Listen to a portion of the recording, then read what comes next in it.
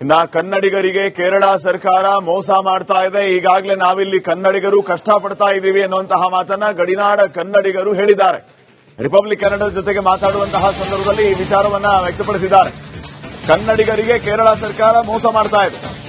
ಈಗಾಗಲೇ ಕನ್ನಡಿಗರು ಬಹಳ ಕಷ್ಟಪಡ್ತಾ ಇದ್ದಾರೆ.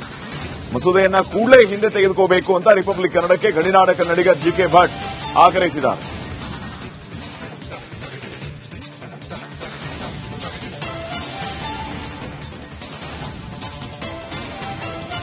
ಕೇರಳದ ಕನ್ನಡ ಮಾಧ್ಯಮ ಶಾಲೆಯಲ್ಲಿ ಪ್ರಥಮ ಭಾಷೆಯಾಗಿ ಮಲಯಾಳಿ ಕಲಿಕೆಯನ್ನ ಕಡ್ಡಾಯಗೊಳಿಸಿರುವಂತಹ ಕೇರಳದ ಸರ್ಕಾರದ ವಿರುದ್ಧ ಬಹಳಷ್ಟು ಆಕ್ರೋಶಗಳು ಕೂಡ ಕೇಳಿ ಬರ್ತಾ ಇದೆ. ಈ ಮಸೂದೆಯ ವಿರುದ್ಧ ಒಂದಷ್ಟು ಕನ್ನಡಿಗರು ಧ್ವನಿ ಎತ್ತಿರುವಂತದ್ದು. ನಮ್ಮ ಜೊತೆ ಮೂಲತಃ ಕೇರಳದವರಾಗಿರುವಂತಹ ಜಿಕೆ ಭಟ್ ಅವರು ನಮ್ಮ ಜೊತೆ ಇದ್ದಾರೆ. ಸರ್, ನೀವೊಬ್ರು ಗಡಿನಾಡ ಕನ್ನಡಿಗರಾಗಿ ಈ ರೀತಿಯಾದಂತಹ ಮಸೂದೆ ಬಂದಿದೆ, ಏನ್ ಹೇಳ್ತೀರಿ? ಇದು ನಿಜವಾಗಿಯೂ ಪರಮ ಅನ್ಯಾಯ ಅಂತ ಹೇಳ್ತಾ ಇದ್ದೇನೆ. ಯಾಕಂದ್ರೆ ಗಡಿನಾಡ ಕನ್ನಡಿಗರು ಅದು ಆಕ್ಚುಲಿ ಮೂಲತಃ ಕನ್ನಡಿಗರೇ. ನಾವು ಈಗಲೂ ಸಹ ನನ್ನ ಮನೆಯಲ್ಲಿದೆ, ನನ್ನ ಕುಟುಂಬದವರಲ್ಲಿದ್ದಾರೆ. ನಾನು ಮಂಗಳೂರಲ್ಲಿ ವಾಸ ಇದ್ರು.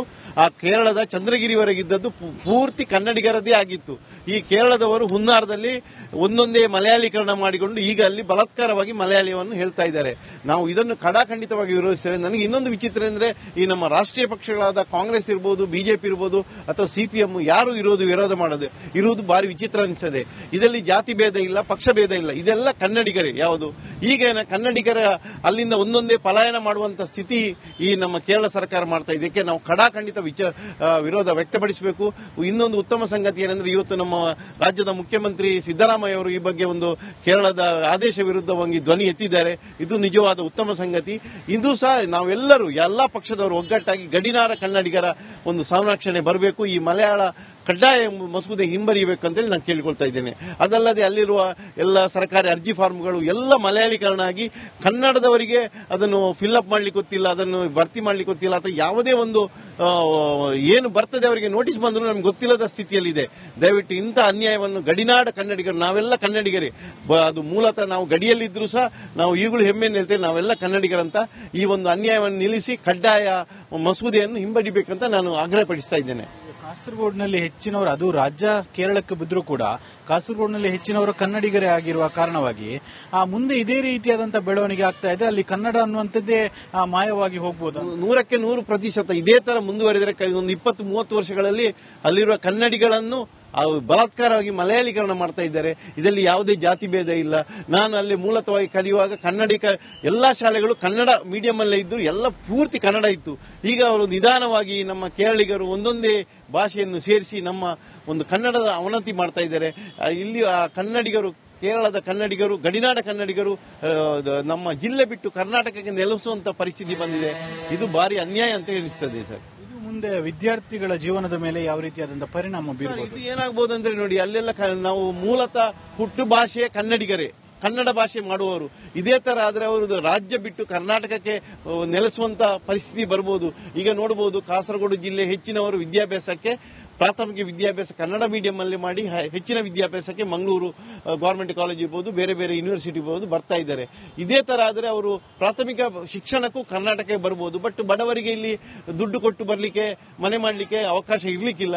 ಈ ಬಗ್ಗೆ ನಮ್ಮ ಕೇಂದ್ರ ಸರ್ಕಾರ ಮಧ್ಯ ಪ್ರವೇಶಿಸಿ ನಮ್ಮ ಗಡಿನಾಡ ಕನ್ನಡಿಗರ ರಕ್ಷಣೆ ಮಾಡಬೇಕಂತ ಕೇಳಿಕೊಳ್ತಾ ಇದ್ದೇನೆ.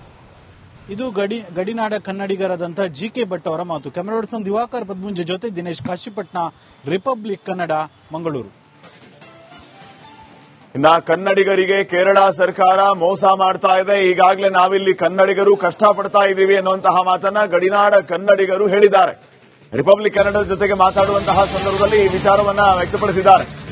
ಕನ್ನಡಿಗರಿಗೆ ಕೇರಳ ಸರ್ಕಾರ ಮೋಸ ಮಾಡ್ತಾ ಇದೆ. ಈಗಾಗಲೇ ಕನ್ನಡಿಗರು ಬಹಳ ಕಷ್ಟಪಡ್ತಾ ಇದ್ದಾರೆ. ಮಸೂದೆಯನ್ನ ಕೂಡಲೇ ಹಿಂದೆ ತೆಗೆದುಕೋಬೇಕು ಅಂತ ರಿಪಬ್ಲಿಕ್ ಕನ್ನಡಕ್ಕೆ ಗಡಿನಾಡ ಕನ್ನಡಿಗ ಜಿಕೆ ಭಟ್ ಆಗ್ರಹಿಸಿದ್ದಾರೆ.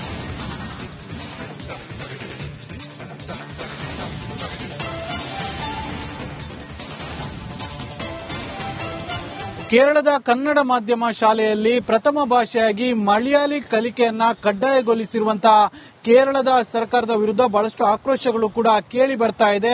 ಈ ಮಸೂದೆಯ ವಿರುದ್ಧ ಒಂದಷ್ಟು ಕನ್ನಡಿಗರು ಧ್ವನಿ ಎತ್ತಿರುವಂತದ್ದು. ನಮ್ಮ ಜೊತೆ ಮೂಲತಃ ಕೇರಳದವರಾಗಿರುವಂತಹ ಜಿ.ಕೆ. ಭಟ್ ಅವರು ನಮ್ಮ ಜೊತೆ ಇದ್ದಾರೆ. ಸರ್, ನೀವೊಬ್ರು ಗಡಿನಾಡ ಕನ್ನಡಿಗರಾಗಿ ಈ ರೀತಿಯಾದಂತಹ ಮಸೂದೆ ಬಂದಿದೆ, ಏನ್ ಹೇಳ್ತೀರಿ? ಇದು ನಿಜವಾಗಿಯೂ ಪರಮ ಅನ್ಯಾಯ ಅಂತ ಹೇಳ್ತಾ ಇದ್ದೇನೆ. ಯಾಕಂದ್ರೆ ಗಡಿನಾಡ ಕನ್ನಡಿಗರು ಅದು ಆಕ್ಚುಲಿ ಮೂಲತಃ ಕನ್ನಡಿಗರೇ ನಾವು ಈಗಲೂ ಸಹ ನನ್ನ ಮನೆಯಲ್ಲಿದೆ, ನನ್ನ ಕುಟುಂಬದವರಲ್ಲಿದ್ದಾರೆ. ನಾನು ಮಂಗಳೂರಲ್ಲಿ ವಾಸ ಇದ್ರು. ಆ ಕೇರಳದ ಚಂದ್ರಗಿರಿವರೆಗಿದ್ದದ್ದು ಪೂರ್ತಿ ಕನ್ನಡಿಗರದೇ ಆಗಿತ್ತು. ಈ ಕೇರಳದವರು ಹುನ್ನಾರದಲ್ಲಿ ಒಂದೊಂದೇ ಮಲಯಾಳೀಕರಣ ಮಾಡಿಕೊಂಡು ಈಗ ಅಲ್ಲಿ ಬಲಾತ್ಕಾರವಾಗಿ ಮಲಯಾಳಿಯನ್ನು ಹೇಳ್ತಾ ಇದ್ದಾರೆ. ನಾವು ಇದನ್ನು ಖಡಾಖಂಡಿತವಾಗಿ ವಿರೋಧಿಸ್ತೇವೆ. ನನಗೆ ಇನ್ನೊಂದು ವಿಚಿತ್ರ ಅಂದ್ರೆ, ಈ ನಮ್ಮ ರಾಷ್ಟ್ರೀಯ ಪಕ್ಷಗಳಾದ ಕಾಂಗ್ರೆಸ್ ಇರ್ಬೋದು, ಬಿಜೆಪಿ ಇರ್ಬೋದು ಅಥವಾ ಸಿಪಿಎಂ ಯಾರು ವಿರೋಧ ಇರುವುದು ಬಾರಿ ವಿಚಿತ್ರ ಅನಿಸ್ತದೆ. ಇದರಲ್ಲಿ ಜಾತಿ ಭೇದ ಇಲ್ಲ, ಪಕ್ಷ ಭೇದ ಇಲ್ಲ, ಇದೆಲ್ಲ ಕನ್ನಡಿಗರೇ. ಯಾವುದು ಈಗ ಕನ್ನಡಿಗರ ಅಲ್ಲಿಂದ ಒಂದೊಂದೇ ಪಲಾಯನ ಮಾಡುವಂತ ಸ್ಥಿತಿ ಈ ನಮ್ಮ ಕೇರಳ ಸರ್ಕಾರ ಮಾಡ್ತಾ ಇದೆ. ಇದಕ್ಕೆ ನಾವು ಖಡಾಖಂಡಿತ ವಿರೋಧ ವ್ಯಕ್ತಪಡಿಸಬೇಕು. ಇನ್ನೊಂದು ಉತ್ತಮ ಸಂಗತಿ ಏನಂದ್ರೆ, ಇವತ್ತು ನಮ್ಮ ರಾಜ್ಯದ ಮುಖ್ಯಮಂತ್ರಿ ಸಿದ್ದರಾಮಯ್ಯ ಅವರು ಈ ಬಗ್ಗೆ ಒಂದು ಕೇರಳದ ಆದೇಶ ವಿರುದ್ಧವಾಗಿ ಧ್ವನಿ ಎತ್ತಿದ್ದಾರೆ. ಇದು ನಿಜವಾದ ಉತ್ತಮ ಸಂಗತಿ. ಇದು ಸಹ ನಾವೆಲ್ಲರೂ ಎಲ್ಲಾ ಪಕ್ಷದವರು ಒಗ್ಗಟ್ಟಾಗಿ ಗಡಿನಾಡ ಕನ್ನಡಿಗರ ಒಂದು ಸಂರಕ್ಷಣೆ ಬರಬೇಕು. ಈ ಮಲಯಾಳ ಕಡ್ಡಾಯ ಮಸೂದೆ ಹಿಂಬರಿಯಬೇಕು ಅಂತೇಳಿ ನಾನು ಕೇಳಿಕೊಳ್ತಾ ಇದ್ದೇನೆ. ಅದಲ್ಲದೆ ಅಲ್ಲಿರುವ ಎಲ್ಲ ಸರ್ಕಾರಿ ಅರ್ಜಿ ಫಾರ್ಮ್ಗಳು ಎಲ್ಲ ಮಲಯಾಳೀಕರಣ ಆಗಿ ಕನ್ನಡದವರಿಗೆ ಅದನ್ನು ಫಿಲ್ಅಪ್ ಮಾಡ್ಲಿಕ್ಕೆ ಗೊತ್ತಿಲ್ಲ, ಅದನ್ನು ಭರ್ತಿ ಮಾಡ್ಲಿಕ್ಕೆ ಗೊತ್ತಿಲ್ಲ, ಅಥವಾ ಯಾವುದೇ ಒಂದು ಏನು ಬರ್ತದೆ ಅವರಿಗೆ ನೋಟಿಸ್ ಬಂದರೂ ನಮ್ಗೆ ಗೊತ್ತಿಲ್ಲದ ಸ್ಥಿತಿಯಲ್ಲಿದೆ. ದಯವಿಟ್ಟು ಇಂಥ ಅನ್ಯಾಯವನ್ನು ಗಡಿನಾಡ ಕನ್ನಡಿಗರು, ನಾವೆಲ್ಲ ಕನ್ನಡಿಗರೇ, ಅದು ಮೂಲತಃ ನಾವು ಗಡಿಯಲ್ಲಿದ್ದರೂ ಸಹ ನಾವು ಈಗಲೂ ಹೆಮ್ಮೆಯಿಂದ ಹೇಳ್ತೇವೆ, ನಾವೆಲ್ಲ ಕನ್ನಡಿಗರಂತ. ಈ ಒಂದು ಅನ್ಯಾಯವನ್ನು ನಿಲ್ಲಿಸಿ ಕಡ್ಡಾಯ ಮಸೂದೆಯನ್ನು ಹಿಂಬಡಿಬೇಕಂತ ನಾನು ಆಗ್ರಹಪಡಿಸ್ತಾ ಇದ್ದೇನೆ. ಕಾಸರಗೋಡಿನಲ್ಲಿ ಹೆಚ್ಚಿನವರು, ಅದು ರಾಜ್ಯ ಕೇರಳಕ್ಕೆ ಬಿದ್ದರೂ ಕೂಡ ಕಾಸರಗೋಡಿನಲ್ಲಿ ಹೆಚ್ಚಿನವರು ಕನ್ನಡಿಗರೇ ಆಗಿರುವ ಕಾರಣವಾಗಿ ಮುಂದೆ ಇದೇ ರೀತಿಯಾದಂತಹ ಬೆಳವಣಿಗೆ ಆಗ್ತಾ ಇದ್ರೆ ಅಲ್ಲಿ ಕನ್ನಡ ಅನ್ನುವಂಥದ್ದೇ ಮಾಯವಾಗಿ ಹೋಗಬಹುದು. 100% ಇದೇ ತರ ಮುಂದುವರೆದರೆ ಒಂದು 20-30 ವರ್ಷಗಳಲ್ಲಿ ಅಲ್ಲಿರುವ ಕನ್ನಡಿಗಳನ್ನು ಬಲಾತ್ಕಾರವಾಗಿ ಮಲಯಾಳೀಕರಣ ಮಾಡ್ತಾ ಇದ್ದಾರೆ. ಇದರಲ್ಲಿ ಯಾವುದೇ ಜಾತಿ ಭೇದ ಇಲ್ಲ. ನಾನು ಅಲ್ಲಿ ಮೂಲತಃವಾಗಿ ಕಲಿಯುವಾಗ ಎಲ್ಲಾ ಶಾಲೆಗಳು ಕನ್ನಡ ಮೀಡಿಯಂ ಅಲ್ಲೇ ಇದ್ದು ಎಲ್ಲ ಪೂರ್ತಿ ಕನ್ನಡ ಇತ್ತು. ಈಗ ಅವರು ನಿಧಾನವಾಗಿ ನಮ್ಮ ಕೇರಳಿಗರು ಒಂದೊಂದೇ ಭಾಷೆಯನ್ನು ಸೇರಿಸಿ ನಮ್ಮ ಒಂದು ಕನ್ನಡದ ಅವನತಿ ಮಾಡ್ತಾ ಇದ್ದಾರೆ. ಇಲ್ಲಿ ಕನ್ನಡಿಗರು, ಕೇರಳದ ಕನ್ನಡಿಗರು, ಗಡಿನಾಡ ಕನ್ನಡಿಗರು ನಮ್ಮ ಜಿಲ್ಲೆ ಬಿಟ್ಟು ಕರ್ನಾಟಕಕ್ಕೆ ನೆಲೆಸುವಂತ ಪರಿಸ್ಥಿತಿ ಬಂದಿದೆ. ಇದು ಭಾರಿ ಅನ್ಯಾಯ ಅಂತ ಎನಿಸ್ತದೆ ಸರ್.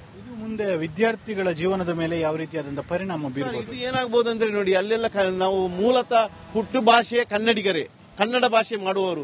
ಇದೇ ತರ ಆದ್ರೆ ಅವರು ರಾಜ್ಯ ಬಿಟ್ಟು ಕರ್ನಾಟಕಕ್ಕೆ ನೆಲೆಸುವಂತ ಪರಿಸ್ಥಿತಿ ಬರಬಹುದು.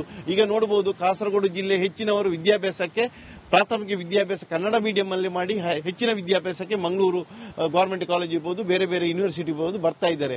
ಇದೇ ತರ ಆದ್ರೆ ಅವರು ಪ್ರಾಥಮಿಕ ಶಿಕ್ಷಣಕ್ಕೂ ಕರ್ನಾಟಕಕ್ಕೆ ಬರಬಹುದು. ಬಟ್ ಬಡವರಿಗೆ ಇಲ್ಲಿ ದುಡ್ಡು ಕೊಟ್ಟು ಬರಲಿಕ್ಕೆ, ಮನೆ ಮಾಡಲಿಕ್ಕೆ ಅವಕಾಶ ಇರ್ಲಿಕ್ಕಿಲ್ಲ. ಈ ಬಗ್ಗೆ ನಮ್ಮ ಕೇಂದ್ರ ಸರ್ಕಾರ ಮಧ್ಯ ಪ್ರವೇಶಿಸಿ ನಮ್ಮ ಗಡಿನಾಡ ಕನ್ನಡಿಗರ ರಕ್ಷಣೆ ಮಾಡಬೇಕಂತ ಕೇಳಿಕೊಳ್ತಾ ಇದ್ದೇನೆ. ಇದು ಗಡಿನಾಡ ಕನ್ನಡಿಗರಾದಂತಹ ಜಿ.ಕೆ. ಭಟ್ ಅವರ ಮಾತು. ಕ್ಯಾಮರಾ ಪರ್ಸನ್ ದಿವಾಕರ್ ಪದ್ಮುಂಜೆ ಜೊತೆ ದಿನೇಶ್ ಕಾಶಿಪಟ್ನ, ರಿಪಬ್ಲಿಕ್ ಕನ್ನಡ, ಮಂಗಳೂರು.